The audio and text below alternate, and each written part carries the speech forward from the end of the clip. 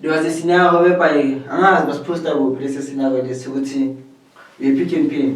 ne ufike Pick n Pay uthi ufunani icoke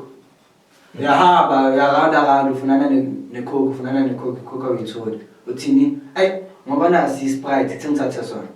uthatha Sprite then also hamba siyobhadana ngasithini kulama fridge amancane ngasithini uyayibona icoke Sprite uyasatha ushiya la uthatha icoke uyahamba uyabhadana so that's what I think it is ukuthi ama relationship ungahlangana nawo then ngihlangana nawe like it's a way point whereby mina it's not the person I want but umuntu engifunayo yilo ya so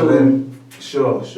umshayelana ngosekuqaleni because my man it was an alternative ukuthi mangafuni icoke ngifuna Sprite ngoba vele kune Sprite ngizothatha sona Sprite because vele kunale let's all share Sprite